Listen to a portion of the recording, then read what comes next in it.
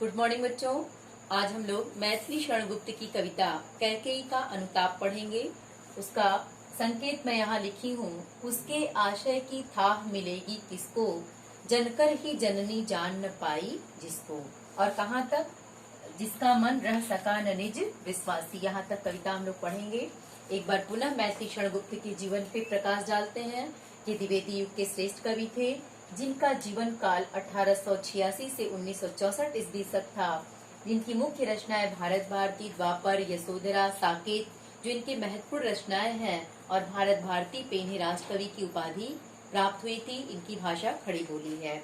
तो देखिए, उसके आशय की थाह मिलेगी किसको, ये बात कौन कहता है? श्री राम। किसके लिए? कैकेयी के लिए, जिसने जनकर ही जननी ही जान न पाई जिसको।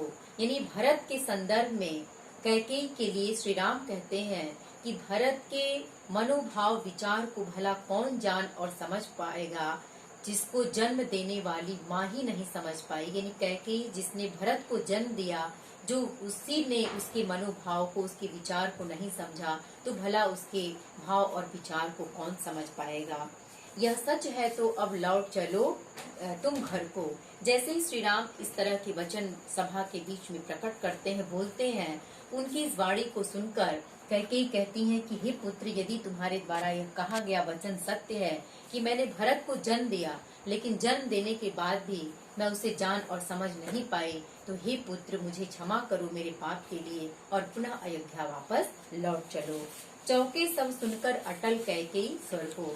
जब कैकेयी ने अपने मुख से राम को पुनः अयोध्या वापस जाने के लिए आग्रह किया, तो उस सभा में उपस्थित सभी लोग कैकेयी की तरफ अचानक देखने लगे, क्योंकि कैकेयी ने तो अपने जो राजा दशरथ से राम के लिए 14 वर्ष का वनवास का वरदान मांगा था, उसपे वो पूर्ण रूप से अटल थी कि ये पूर्ण होना ही है। और आज वही कैकेयी उस सभा में लोगों के बीच में यही निवेदन करती हैं कि हे पुत्र, तुम पुनः अयोध्या वापस लौट चलो।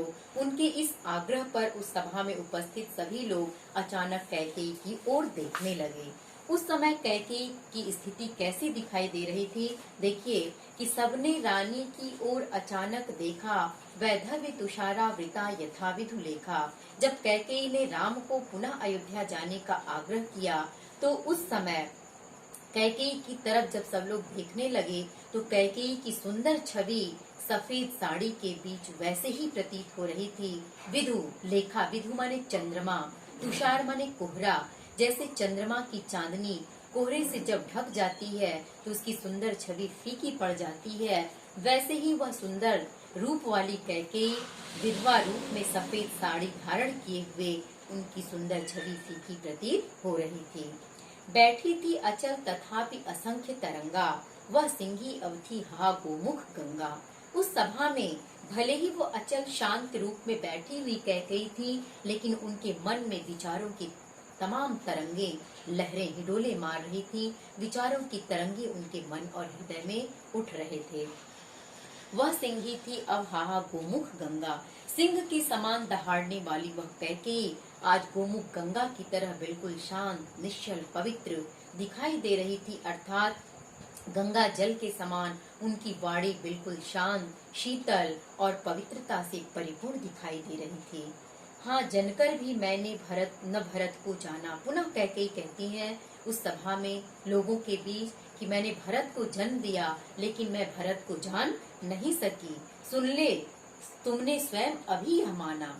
इस सभा में उपस्थित सभी लोग इस बात को सुन ले, क्योंकि राम ने स्वयं इस बात को स्वीकार किया है कि मैंने भरत को जन्म दिया, लेकिन उसे जान और समझ नहीं पाई।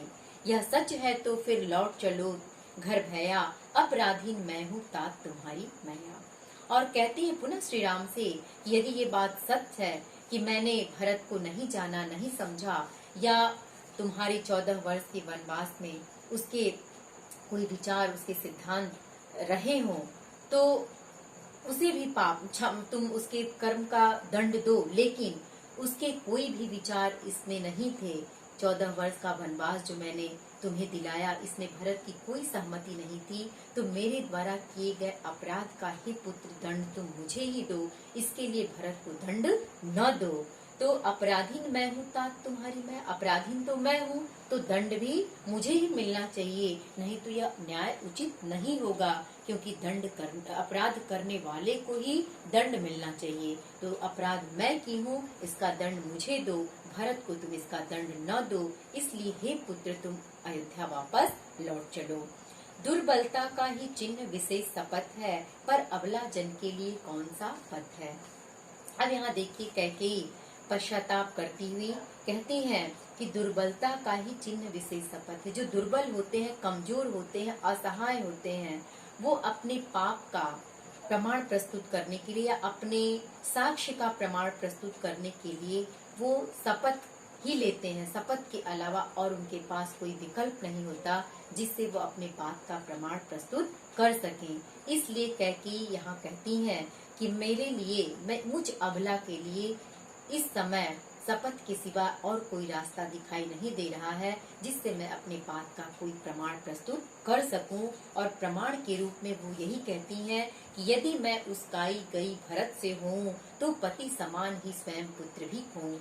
यदि वो क्या शपथ लेती हैं, शपथ यही लेती हैं कि यदि भरत के द्वारा मैं राम को वनवास भेजने के लिए उसकाई गई हूँ तो निश्चित रूप से जैसे मैंने अपने पति को खो दिया वैसे ही मैं अपने पुत्र भरत को भी खो दूं, इसमें कोई मुझे संशय नहीं है। ठहरो मत रोको मुझे कहूँ सो सुन लो। जब कैकेयी इस तरह की वाणी बोलती हैं तो राम उन्हें तुरंत रोकते हैं। सभा में लोग उन्हें मना करते हैं ऐसे शब्द बोलने के लिए, तो वो कहती हैं कि नहीं, मुझे जो कुछ मैं कहना चाहती हूँ मुझे कह लेने दो, मुझे न रोको। पाओ यदि उसमें सार उसे सब सुन लो। यदि मेरे कहने में कोई अच्छी बातें तुम्हें सुनाई देती हैं, अच्छी बातें समझ में आती हैं तो उसकी अच्छाइयों को आत्मसात कर लो, बाकी चीजें मुझे कह लेने दो। करके पहाड़ सा पाप मौन रह जाऊं, राई भर भी अनुताप न करने पाऊं। और कैकेयी कहती है कि मैंने इतना बड़ा पाप किया और इतने बड़े पाप के लिए पश्चाताप के रूप में मैं छोटा सा पश्चाताप भी न कर पाऊं, अर्थात इस पाप से मुक्ति के लिए मुझे निश्चित रूप से पश्चाताप करना ही पड़ेगा, तभी मैं अपने पाप से मुक्त हो पाऊंगी। सी स नक्षत्र शशि निशा ओस टपकाती, रोती थी नीरव सभा हृदय थपकाती। उस समय रात्रि का वातावरण था। उस रात्रि के वातावरण में आकाश से ओस की बूंदें टपक रही थीं और कवि ने कल्पना की कि वो ओस की बूंदों को देखकर ऐसा लग रहा था जैसे प्रकृति भी उस सभा में बैठे लोगों के साथ रुदन कर रही हो, विलाप कर रही हो, और नीचे सभा में बैठे लोग अपने कलेजे को थपथपाते हुए वो भी विलाप कर रहे थे। उल्का सी रानी दिशा दीप्त करती थी, सब में भय विस्मय और खेद भरती थी। वही रानी जो अयोध्या में उल्कापात मचाकर तहस नहस कर डाली थी, वही कैकेयी आज इस अंधकारमय वातावरण में सर्वत्र अपने पश्चाताप के द्वारा प्रकाश बिखेरती हुई प्रतीत हो रही थी।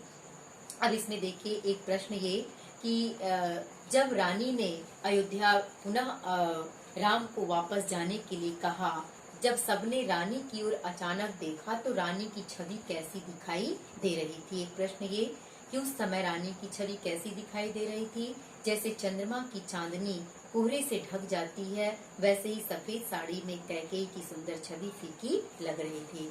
दूसरा प्रश्न कि राम की सभा में लोग क्या सुनकर चौंक पड़े, तो राम की सभा में लोग यही सुनकर चौंक पड़े कि पुनः कैकेयी जो अपने विचार पर अटल रहने वाली थी वो राम को अयोध्या जाने का आग्रह करती हैं। तो इस तरह से बच्चों प्रश्न आपको पूछे जाएंगे, प्रश्नों के उत्तर आप लिख लीजिएगा। काव्यगत सौंदर्य तो वही है आपका, खड़ी बोली है, उपमान अलंकार भी आया है, अनुप्रास अलंकार है, उत्प्रेक्षा रूपक शक्ति छटा दिखाई दी है, अलंकार सारे पढ़ाए हैं, उसके हिसाब से आप इसमें देख लेंगी। खड़ी बोली है, प्रसाद गुण है क्योंकि सीधी सीधी सरल भाषा है जिसमें अर्थ स्पष्ट हो जा रहा है। थैंक यू, आज के लिए इतना ही।